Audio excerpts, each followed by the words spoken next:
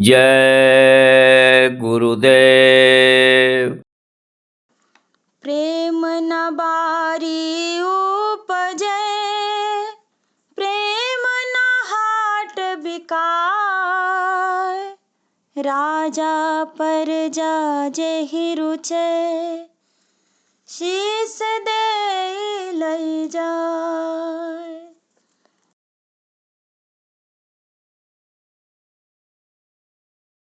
तेरे दर पे सर झुकाने आ गए, तेरे दर पे सर झुकाने आ गए। बात मन की हम सुनाने आ गए, बात मन की हम सुनाने आ गए। नाव मेरी डूबती मझधार में, नाव मेरी डूबती मझधार में। आसरा नहीं दूसरा संसार में, आसरा नहीं दूसरा संसार में। पार नैया हम कराने आ गए, पार नैया हम कराने आ गए। दर पे तेरे सर झुकाने आ गए, दर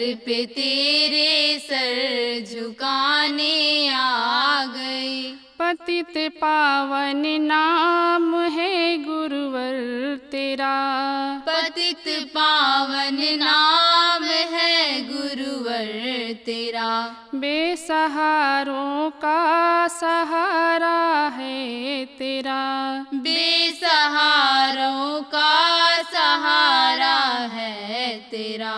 इसलिए दर पे तुम्हारे आ गए, इसलिए दर पे तुम्हारे आ गए। तेरे दर पे सर झुकाने आ गए, तेरे दर पे सर झुकाने आ गए। मुझ पे हो जाए तेरा शायद करम, मुझ पे हो जाए तेरा शायद करम। इसलिए आया हूँ मैं तेरी शरण, इसलिए आया हूँ मैं तेरी शरण। पाप मन के हम धुलाने आ गए, पाप मन के हम धुलाने आ गए। तेरे दर पे सर झुकाने आ गए, तेरे दर पे सर झुकाने आ गए। इस जमाने के गुरु तारक हो तुम, इस जमाने के गुरु तारक हो तुम। प्रेमियों के प्रेम के पालक हो तुम, प्रेमियों के प्रेम के पालक हो तुम। सारे प्रेमी सर झुकाने आ गए, सारे प्रेमी सर झुकाने आ गए। तेरे दर पे सर झुकाने आ गए, तेरे दर पे सर झुकाने आ गए। बात मन की हम सुनाने आ गए, बात मन की हम सुनाने आ गए। जय गुरुदेव। जय गुरुदेव।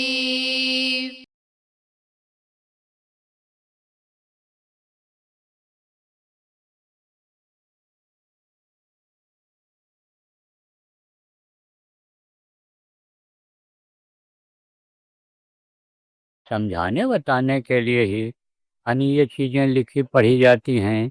इतिहास इसी का बनाते हैं इतिहासकार लोग। तो इतिहास में ये बात बनती है कि अंगुल माल डाकू था और अंगुलीमाल को जो है बुद्ध महात्मा जो उस समय पर थे, जो परिवर्तन करने के लिए आए थे, बदलाव करने के लिए आए थे, लोगों में सुधार करने के लिए आए थे, उनके मिल जाने के बाद बदल गया था अंगुलीमाल। इतिहास तो बड़ा है, कहानी कहने का समय नहीं है, लेकिन बदलाव आ गया, वही महात्मा जैसा हो गया, छोड़ दिया अपराध को। वाल्मीकि डाकू थे, लेकिन महात्मा के मिल जाने के बाद वो साधु हो गए। अब आप ये समझो, सत्संग की बहुत बड़ी महिमा है, और सत्संग से हैवानियत खत्म हो जाती है, इंसानियत आ जाती है। इंसान किसको कहते हैं? जो सच बोलता है, झूठ नहीं बोलता, जो हिंसा हत्या नहीं करता है, सब जीवों पर दया करता है, रहम करता है, जो एक दूसरे की मदद करने के लिए जितना भी उससे हो सकता है हमेशा तैयार रहता है, सेवा भाव जिसके अंदर रहता है, अपने तौर तरीके से ही पूजा पाठ इबादत करता रहता है, उसको इंसान कहते हैं। और यही इंसान जब महात्मा मिल जाते हैं, जैसे महात्मा मिल गए तो हैवान था और हैवान से इंसान बन गया, और अगर बड़े महात्मा मिल जाते हैं, जानकार मिल जाते हैं, तो वही इंसान से भगवान बन जाता है, भगवान की ताकत आ जाती है। तो देखो, जिन जिन लोगों को आज लोग भगवान कहते हैं, उनके अंदर वो ताकत आ गई थी। तो इस ताकत को कौन लाता है, इस शक्ति को कौन लाता है? जब वो मिल जाते हैं। कौन मिलते हैं? जानकार, बताने वाले, जिनको गुरु कहते हैं।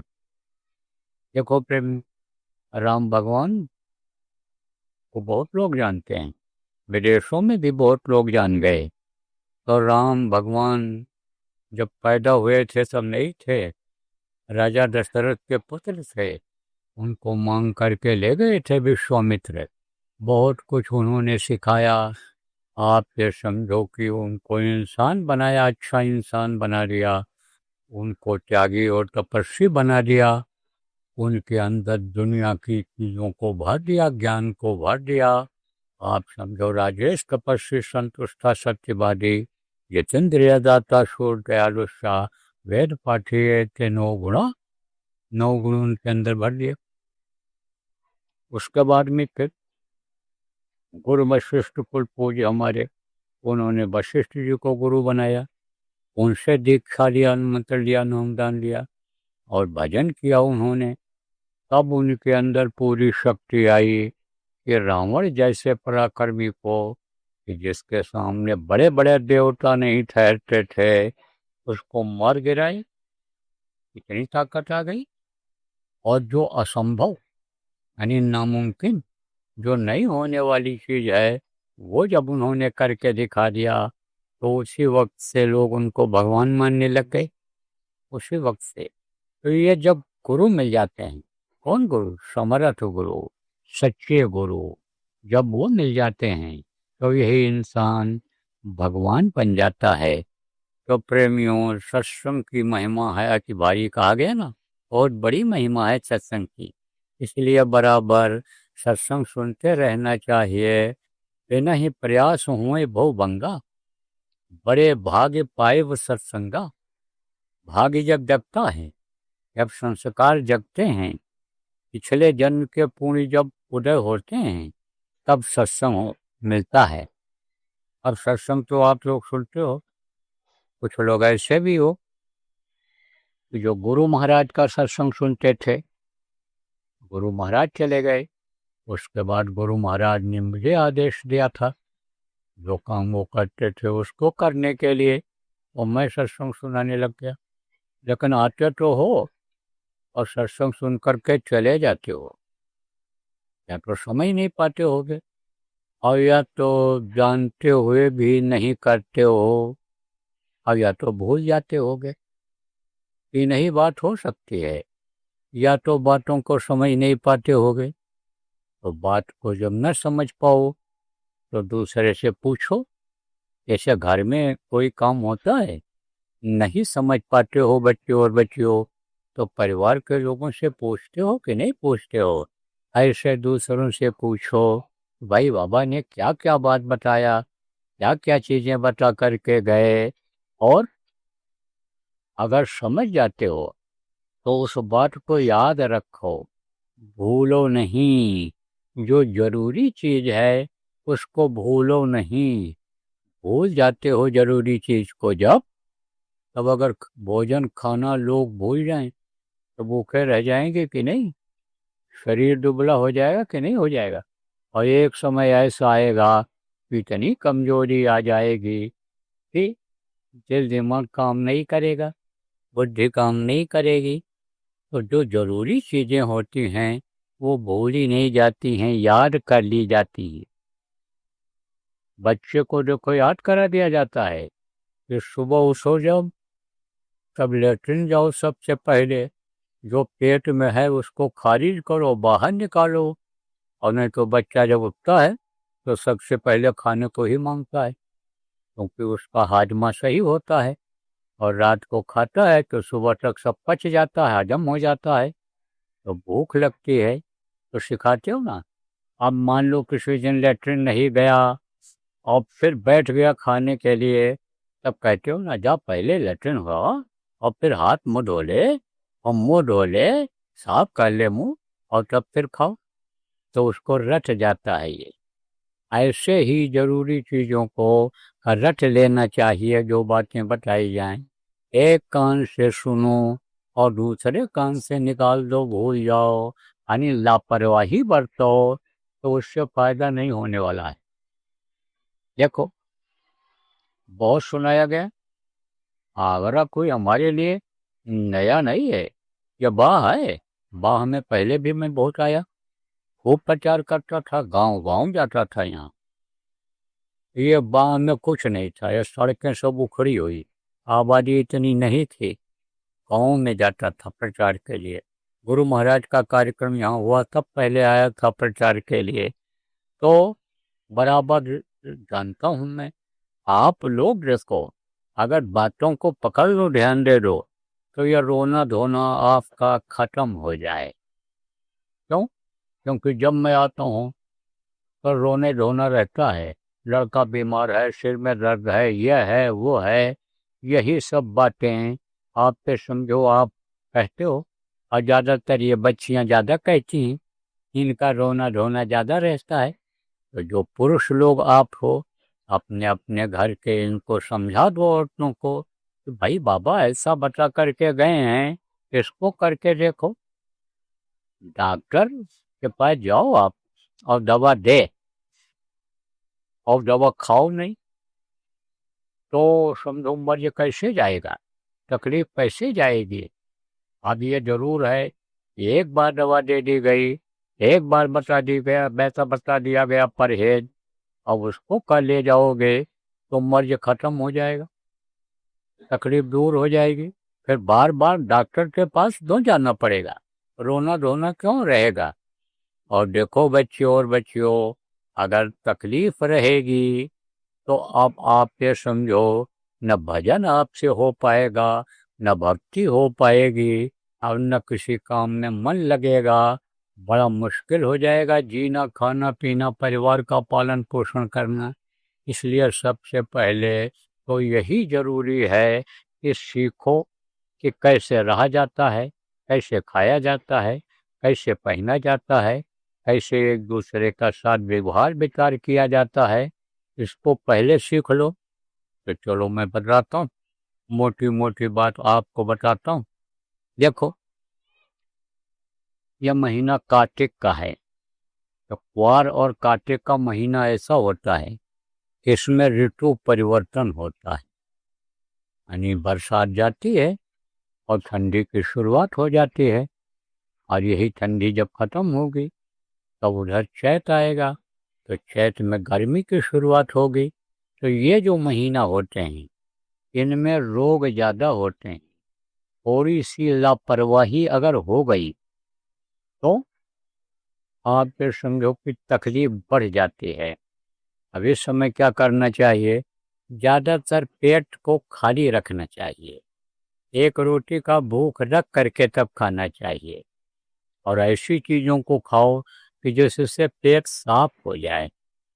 ये जो चिकनी चुपड़ी चीज़ें हैं ये साफ नहीं करती हैं पेट को, ये तो मशीन को और जाम कर देती हैं। देखो अब इस समय तो कम हैं, पहले ज़्यादा चलते थे। क्या? फट्टा से इंजन चलते थे। फट्टा जानते हो, तो जो उसमें लगा देते हैं पुली में और मशीन में। अब भी मोटर जो चलते हैं उसमें लगाते हैं, तो उसमें जब चिकनाहट आ जाती है तब क्या डालते हैं, लोबान खारा होता है उसको डाल देते हैं। कुछ लोग ले जा करके बालू डाल देते हैं, लोबान नहीं होता है, तो वो स्लिप नहीं करता। स्लिप मतलब चिकनाहट उसमें जब खत्म हो जाती है तब फिसलता नहीं है, और नहीं तो फिसल फिसल करके वो पट्टा अलग हो जाता है। ऐसे ही इसको साफ नहीं रखोगे तो स्लिप कर जाएगा, ये एक तरह से सिस्टम बिगड़ जाएगा। इसलिए इस चीज़ का ध्यान रखना चाहिए। दूसरी चीज़ आपको बताते हैं, देखो दिन में होती है गर्मी और शाम को धीरे धीरे ठंडी बढ़ती जा रही है। उसके लिए देखो बुजुर्ग लोग क्या कहते थे कि भाई गला को ढक के रखो, कानों को ठंडी में बांध लिया करो, गमछा बांध लो, मफलर जो भी है ठंडी में बांधते हैं, तो इसका रखना चाहिए ध्यान। और विशेष रूप से बुढ़ों को या जो कमज़ोर शरीर वाले लोग हैं उनको ज़्यादा, तंदुरुस्त लोग जो हैं, बच्चे जो हैं, वो तो छोटी मोटी यानी दिक्कतों को बर्दाश्त भी कर ले जाते हैं। उनकी मशीन जो है वो नई रहती है, पुर्जा नया रहता है, तो जिस तरह से नई मशीन में ज़्यादा लोड भी हो जाए तो उस पर ज़्यादा फर्क नहीं पड़ता है, लेकिन पुरानी मशीन हो वो तो रुक जाती है चलते चलते। तो इन सब चीज़ों का ध्यान रखना चाहिए, पहनने का, खाने का, और जो बात बर्दाश्त करने का जो टेंशन पैदा करता है, लड़ाई झगड़ा करा देता है, जो यानी समझो कम खाना भूल जाते हो, जब कम खाना मतलब बर्दाश्त करना जब भूल जाते हो तब क्या होता है, या लड़ाई झगड़ा हो जाता है। कोई एक बोला और आप चार बोल दिए, बस उसे गाली गलौज हो गई और उसे मारपीट हो जाती है, मर मुकदमा कायम हो जाता है। अरे दो बात बर्दाश्त कर लो, गाली कहीं लगी रहती है तो झगड़ा झंझट से छुटकारा पाए रहोगे। कुछ लोग तो दूसरे का भी झगड़ा झंझट मोल ले लेते हैं, तो अब आप फिर समझो कहाँ से शांति रहेगी। यही कारण है सब कि खाना, रहना, उठना बैठना नहीं सीख पाए, व्यवहार खराब हो गया, और दुखी हैं लोग। जिनको आप अच्छे कहते हो, जिनको आप बड़े आदमी बहुरे कहते हो, वो सब टेंशन में हैं, सब दुखी हैं।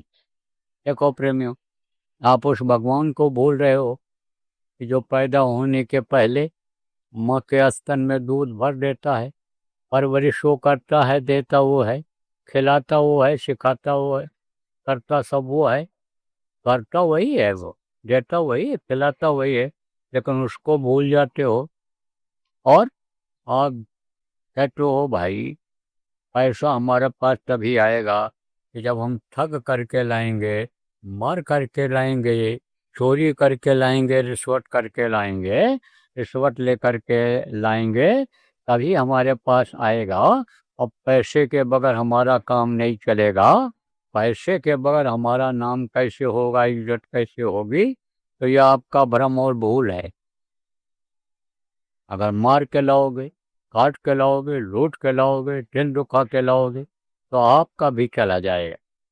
कोई ले जाएगा, न भी ले गया तो जाओ मुकदमा में खर्च कर आओ, जाओ अस्पताल में ऑपरेशन में दे आओ, वो तो जाने जाना है। नहीं इससे भी बचे रहे तो लड़के ही नालायक निकल जाते हैं, जुआ खेल डालते हैं, आप खत्म कर देते हैं। तमाम तरह के सट्टा चल गए, तमाम तरह का ऑनलाइन बिजनेस खोल दिया लोगों ने, और उसी में सब बैंक का पैसा खोखला होता चला जा रहा है। तो इन सब चीज़ों को ध्यान रखने की ज़रूरत है, बच्चों पर ध्यान रखने की ज़रूरत है कि हमारे बच्चे बिगड़ तो नहीं रहे हैं गलत बच्चों के साथ पढ़ कर के, और ये कहीं ऐसा न हो चोर बन जाएं, डकैत बन जाएं या ठग बन जाएं, ये कोई अपराधी बन जाएं जो मार काट करने लग जाएं, खून कत्ल करने लग जाएं, जेल चले जाएं, फांसी पर लटक जाएं। इसके लिए आप लोगों को ध्यान रखना चाहिए। गांव के सीधे साधे लोग हो, आप पहले इस बात को समझो, उठना बैठना और ये समझो इस तरह से रखो, व्यवहार इस तरह से रखो, मेहनत और ईमानदारी की कमाई करो, तब आप इसी मानव मंदिर में भगवान का दर्शन कर पाओगे, इसी में प्रभु आपको मिलेंगे, इसी में देवी देवता आपको मिलेंगे। और अगर इस तरह से आपने नहीं किया और बहुत ऊंचा से ऊंचा सत्संग आपको सुना दिया गया तो कुछ समझ में नहीं आएगा, कर नहीं पाओ।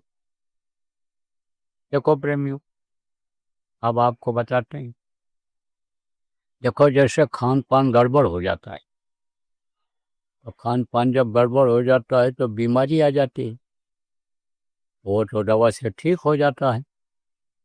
मौसम बदल रहा है, ध्यान आपने नहीं दिया तो तकलीफ हो जाएगी, लेकिन वो भी दवा से चली जाती है। लेकिन जो इस शरीर से बुरे कर्म बन गए उसको भोगना पड़ता है। जब तक रहो तब तक भोगो, और जब चले जाओ दुनिया से तो फिर भोगना पड़ता है, फिर जन्म लेना पड़ता है।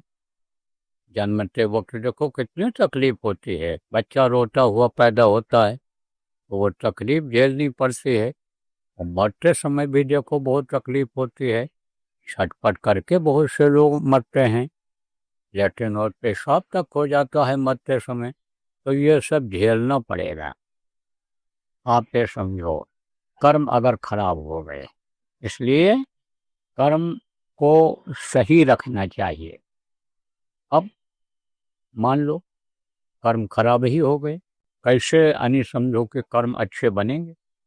वो तो सत्संग में बराबर जबाते रहोगे, बच्चों को लाते रहोगे, बिगड़े हुए लोगों को भी जब लाओगे तो उनके अंदर बदलाव आ जाएगा, बदलाव आ जाएगा, बदल जाएंगे। बहुत से लोग बदल गए, गौर महाराज के सत्संग को सुनते सुनते बहुत से लोग बदल गए, और आपके आगरा में ही बदल गए। अरे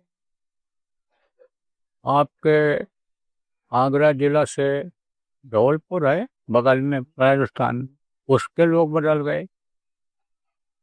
एक घटना में आपको बताऊं, अब आप अंदाजा लगा लो कि वो कैसे थे।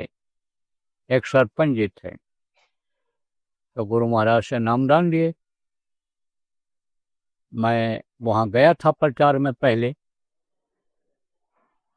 तो सुना उन्होंने कि भाई महात्मा की बात बता रहे हैं, और महात्मा अगर मिल जाएंगे हमको बाबा जय गुरुदेव जी महाराज, वो समर्थ गुरु हैं, वो सब कुछ दे सकते हैं, और बाबा जी हमारी दुख तकलीफ को भी दूर कर सकते हैं, और बाबा जी हमारे गुनाहों को भी माफ कर सकते हैं।